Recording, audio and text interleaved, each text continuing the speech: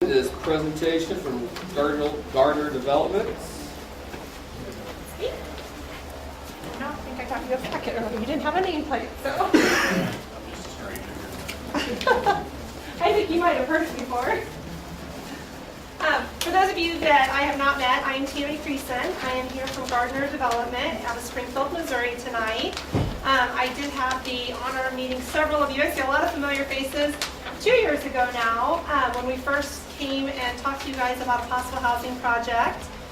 We did not end up submitting that project. We looked at two locations that year, if you'll recall, Greystone Villas as well as Ryan Meadows. And at the city's urging and just internal discussions, we kind of geared toward Ryan Meadows, which we then had some neighborhood opposition, and we just decided that was not a good fit, and we did not submit that application. As I have often said in the past, something that's extremely important to us as a developer is that we are putting housing where housing's wanted, housing's needed, and where we're going to be a good fit in that community that's really going to have a positive impact. We only do approximately 1 or 2 deals a year, so it's really important to us that we really are seeking input from the city and the municipalities, as well as the neighbors and the people that are going to be impacted by it prior to deciding where we're going to put those. So that's kind of where we're at tonight. I've loved Green Valley for a long time. I've kind of watched you guys grow and have always thought that this would be a great community for the type of housing that we do. We are an affordable housing developer, which is a little bit different than I know what a lot of people think about. It is not subsidized. We are not Section 8. We do not adjust anybody's rent. Everybody that lives in our communities works, pays their rent. But we are targeting a workforce housing demographic in the community. So for example, in Green Valley, that's an income limit that starts at approximately $30,000 for a single person and goes up to approximately $50,000 depending on how many dependents are in their household. So we really are looking for that working class, everyday person in the community that we are able to offer them, hopefully, a better quality housing alternative in that community. One of the things that as a company we specialize in is single family homes. So we've done a lot of historic preservation and a lot of different things based on different communities' needs, but in looking at Green Valley, the one thing that struck us originally that brought us here was some of the unbuilt subdivisions, such as Ryan Meadows or Greystone, that had started. They had a developer that didn't fulfill that or didn't fill it out for whatever reason, went under or left the project. I'm not really sure. Well, they're both bank owned, so I guess they went under. But so going in and trying to have an impact in those communities by finishing out that development, hopefully with a product that may not be the immediate ideal scenario, which I know every community would love for it just to build out and sell all the houses, but in light of that not having happened yet, we do think that this program offers a longer term economic tool to eventually build them as rentals, help grow, prepare, offer very strong management in that community while we're there, and then eventually over a 10, 15-year period transition those back to homeowner occupied. So that's actually what we're presenting. I brought way more information than you could possibly need, but I knew I'd probably have limited time, so I thought it was better to get you the information and try to highlight a couple of things that I think are unique and specific to this project or to us as a company, and then definitely open it up to questions for you guys. I know you're on a tight schedule. The first couple pictures, again, we do a lot of single-family homes. These are absolutely workforce, what we call entry-level homes, a 1,400 to 1,500 square foot, 2-car garage. We take a lot of pride in the durability of our projects. Most of our projects are solid brick or a mason type product. We have used a hardboard siding in a few historic neighborhoods where brick wasn't appropriate. So we do have a lot of options, a couple interior finishes there that you can see. We really try to make these a quality, desirable unit. One of the things that I talked about several years ago that I think is appropriate to Greystone is it is our specialty. We often develop these. On that second page there, you'll see the houses. We'll do a whole subdivision, and we will segregate and stagger those throughout the community so that we don't have segregated rentals versus home ownership. And it allows us the ability to just slowly transition those neighborhoods. So we do have a lot of experience and are very comfortable in integrating those rental units within homeowner occupied units. I joke about it sometimes, but I think that the question says there, can you tell which is affordable housing and which is owner occupied? often you can tell the difference because we're managing those. So our grasses are cut, our garages are closed, we don't have signs, and we don't have curtains and weird things in the windows. So there is a high standard of management in those units that we're able to offer. We did talk about Ryan Meadows a couple years ago. I definitely think, having sat through the public meetings on that Greystone is definitely the focus this year. There was a lot of opposition in Ryan Meadows. Greystone, we're actually focusing in on Greystone Villas, which is currently platted. It was master planned to be a zero lot line community. If you guys aren't familiar with that neighborhood, there's kind of townhouses as you come in, and then over to the back line of the townhouses is this zero lot line community that was master planned that way, and then it transitions into a larger single family residence home that's a little bit bigger in square footage as you go around that community. In the public hearing that we had 2 years ago, which we never know from year to year what that's going to be, but it's my understanding that there's 3 homes in the Greystone Villas section of it, and I believe 2 of those are rentals for sure. There was no opposition to it 2 years ago. And then even on the homeowner occupied side, we believe predominantly is rental on that side of it that is built out. There was one gentleman that came out to the public meeting 2 years ago when that neighborhood was being discussed, and he really was more interested in information than necessarily expressing an opposition to it. So for us, that's a great location because the costs are going to be lower for us. It is bank owned. They are invested in trying to get that built out. There's a lot of infrastructure in that helps us keep our costs down, which makes it a competitive application. And that's very important. The other thing that makes it a competitive application is community support. So that's really why I'm here tonight.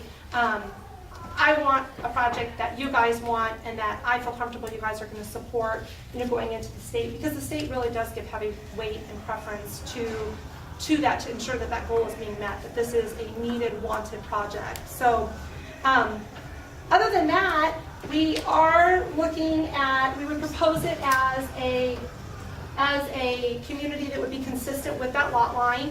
We have done it several times. We've done a wide variety of single family homes, but we do have a floor plan that fits that kind of 40 by 70, more of a bungalow style house, that they are zero lot line shared driveways, but there's still 1,450 interior square foot. It's about an 1,800 square foot footprint. It just conforms to that long, narrow lot as opposed to a wider, more rectangular ranch style that most people are familiar with. But it creates a pretty spacious living space. Elevations are 100% whatever's conducive. We look as a company for things that are going to bring character to the neighborhood, hopefully enhance and develop it. We had originally talked about doing kind of a French country, cottagey style elevation, which you'll see there in that picture. It's subjective. If you guys like a modern, beach house, that's something that we've done before, just a solid brick exterior. So it's something that's completely we're open to and would be seeking municipality input in. That next picture shows that same zero lot line kind of as an all brick that we've done. That was actually taken down in Branson, Missouri. And for those of you that aren't familiar with that zero lot line, you guys have that community, that Victorian style Archie Bunker community here in town. So it's something that you can kind of see that zero lot line style of house. One of the things that I think is particularly unique to us as a developer is this is our full-time business. We were founded with 2 principal partners, one of which was the mayor of Springfield for 150 years, so he's very dedicated, and our company was built on a foundation with a heart for municipalities and working with communities. Our other principal, that's actually the remaining principal of this company,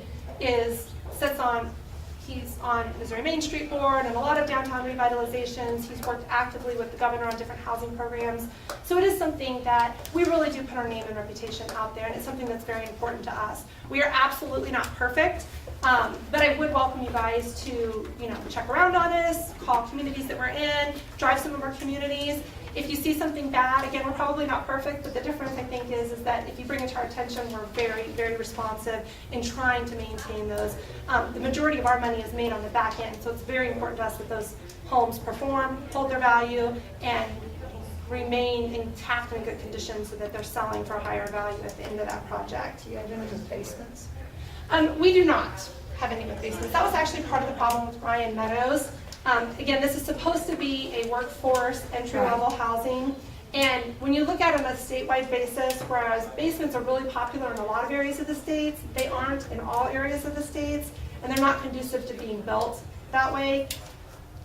It's more cost prohibitive in other parts of the state. So the commission, as a general rule, we are looking as an alternative to basements. Everybody, in light of the Joplin tornado, we've actually been working on it for a couple of years. So we are looking at reinforced safe houses or creating a safe room within the bathrooms where they just steel reinforced.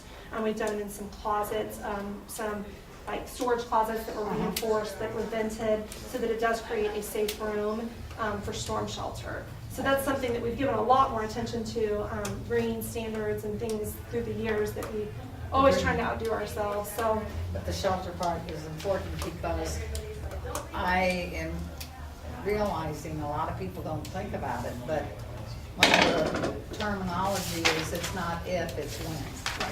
And we've been having a lot of winds lately. We're from Springfield, so we're in Tornado Alley. We're very conscientious. We actually have quite a few properties in Joplin, and we're very active in that rebuilding process and work with a lot of local developers and realtors. So we're very aware of it. We've been trying for a couple of years now to get that in, and Joplin certainly hit it home for us. So something we're definitely trying to incorporate in. Okay. I'm not going to go into every detail, but I did give you just a few examples of some of our screening criteria. That is something that is very important, whether you call it workforce housing or affordable housing. We are working with a moderate to middle income, working class household. So we do have very strict screening criteria. We absolutely are screening every single person for criminal backgrounds. We are checking their rental. We are checking their credit. We are checking that they have a job that they can pay the rent with, or if it's a senior, a fixed security income, something of that nature.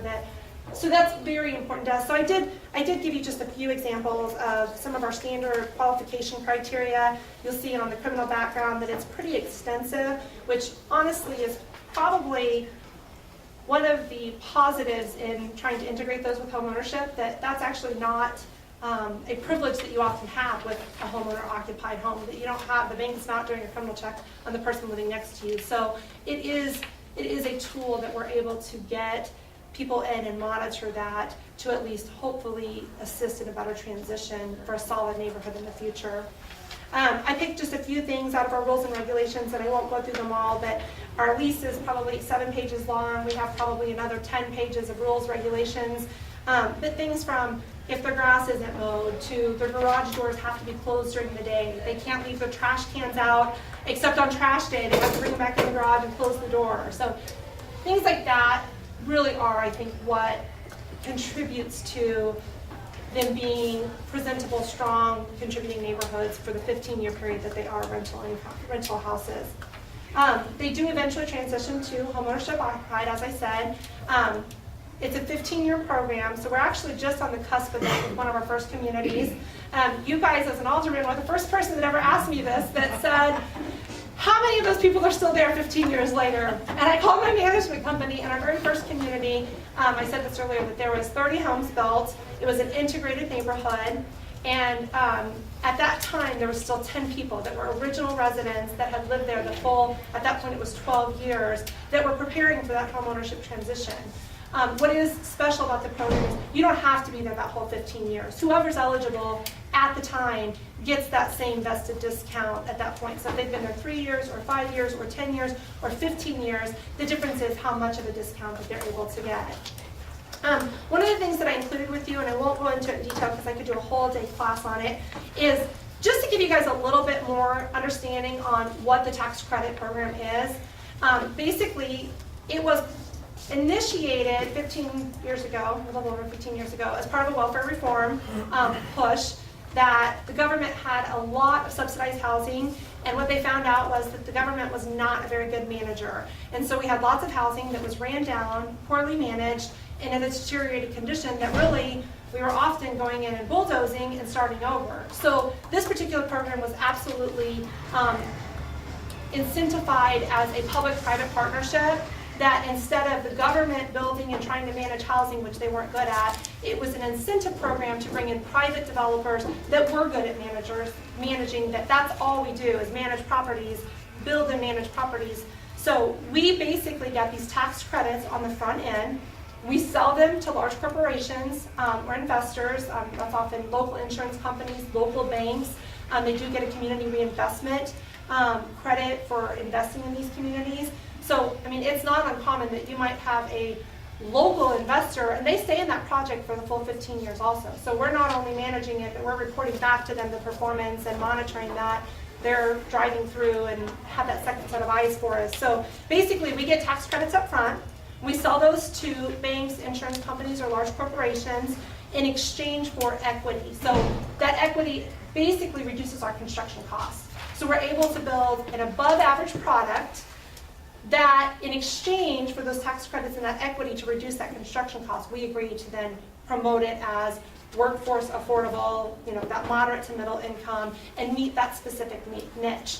So there's still a lot of communities that have traditional subsidized housing. There's many communities like Green Valley that I think has lots of market rate rental housing, and this is intended to kind of come in between and give an oversight to that little bit more difficult demographic of workforce.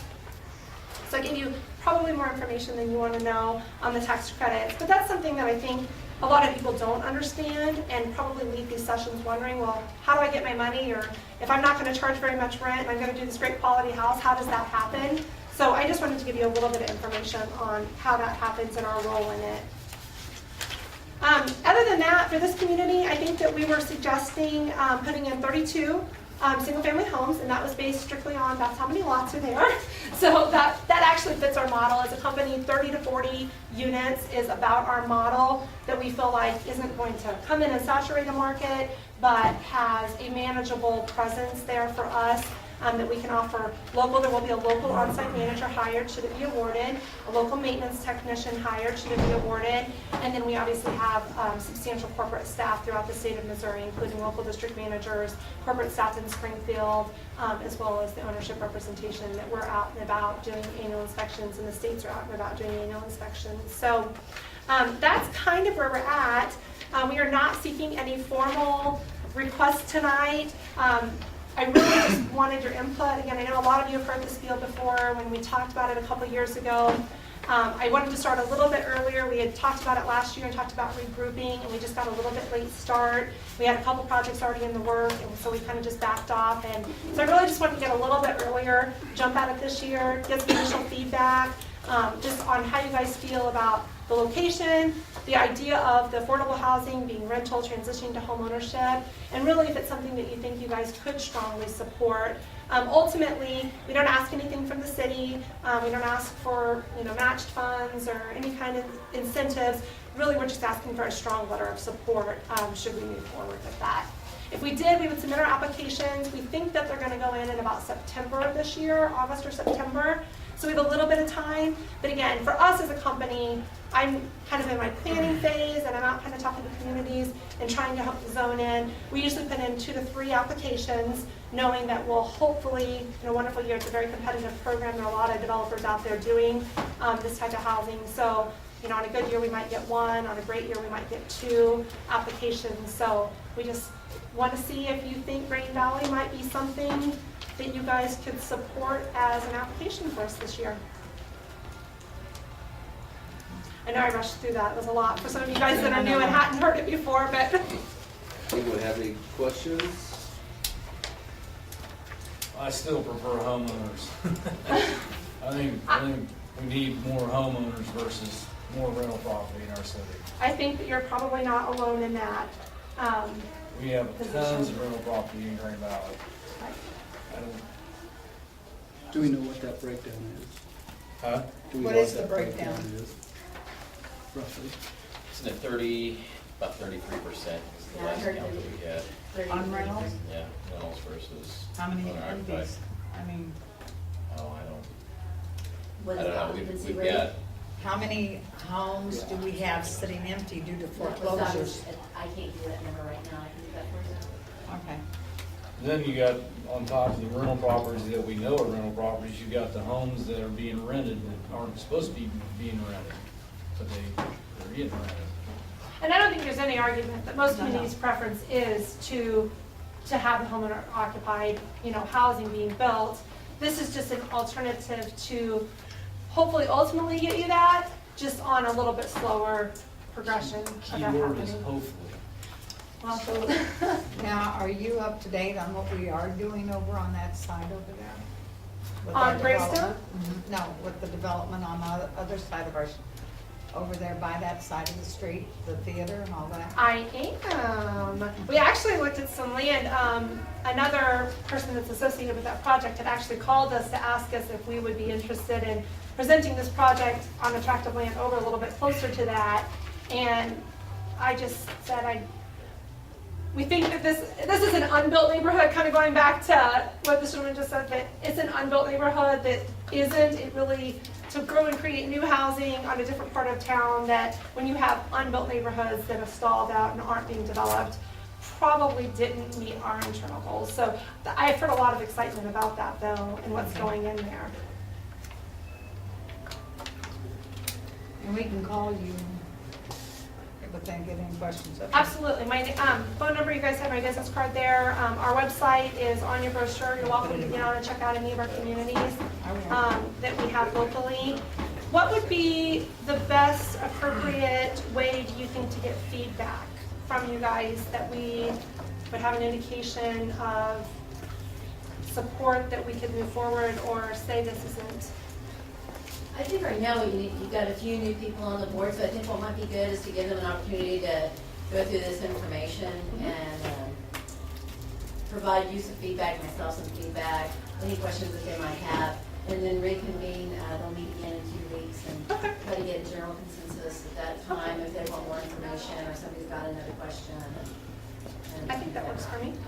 One thing for me would be the residents, even though it's zoned for that, the residents that are gonna have, I know there's not that much around there, but I still like to know their feelings and thoughts on adding more rental properties.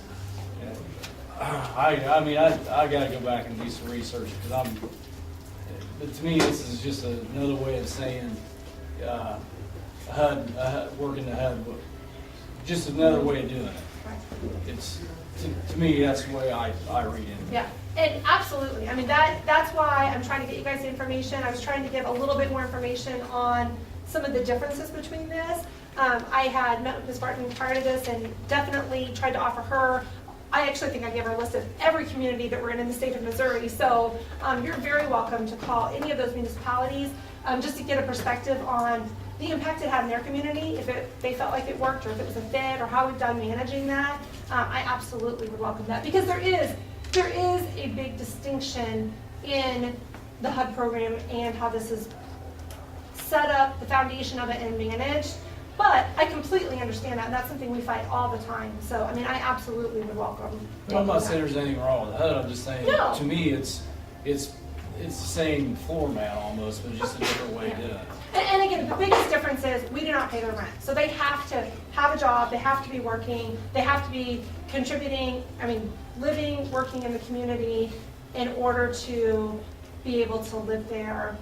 And most people that are actually working, living, and contributing in a community do have a little bit different perspective on the way that they care for that home, take care of it, their participation in the community. It's a great location right in the middle of town, like we said, with a lot of new things happening, restaurants and retail establishments going in. So, I mean, in theory, it would support that economic development, but it is. I completely understand for you guys as a municipality that that's a risk for you guys, not having that development here or not being familiar with it. So, I absolutely appreciate that, respect that, and say, check us out, do your research. That's run like a home association too, though, right? Your group was basically going to be run almost like the home association. Right. Take it, okay. Right, well, and again, the difference is we actually have a dedicated staff, so Right. if somebody's not doing something, we would go out there, mow the lawn for them, take care of it, make the maintenance. We actually do all the maintenance, repairs, and things during that time period. Okay. As far as taxes, property taxes, water and sewer tap fees, you're not gonna come to us and say, we want to cut, or we want a lower rate, whatever. No, we don't. The taxes are assessed different because they are not homeowner. They are considered a rental property, so it's an income approach to the tax, but it's a normal, it's an established tax directive throughout the whole state. So we do pay taxes. The difference is it's just based on an income approach versus a true, property value approach, which a homeowner would be subject to. And then it transitions to that when it would sell. But no, we've never, I don't know that we've ever gotten a waived permit fee. My contractor keeps asking me to ask the community for that, but we've never done that before. So no, as far as permits, tax fees, things like that, we absolutely would be doing normal building permits. And again, that's a little bit different than some of the more traditional subsidized programs out there where I know a lot of those concessions are often given. Any questions? Thank you. Thank you very much. I appreciate your time. Have a safe drive back. Thank you. Okay. Next item on the agenda is tour of public works equipment. Yes, at the board's pleasure, that equipment has been brought up, and it's sitting right outside the building. So if you wanted to take a break before you go into a regular meeting, and give you an opportunity to take a break, go out, look at the equipment, and then we could reconvene at 7:10 or 7:15. Okay. Your regular agenda. So we'll just, after we adjourn, go look at it? Okay. So doing that then, does anybody have anything else for discussion in our work session? I'm good, Mayor. Okay. Seeing none, then we will adjourn and reconvene about 7:10 back here. Ready to check out?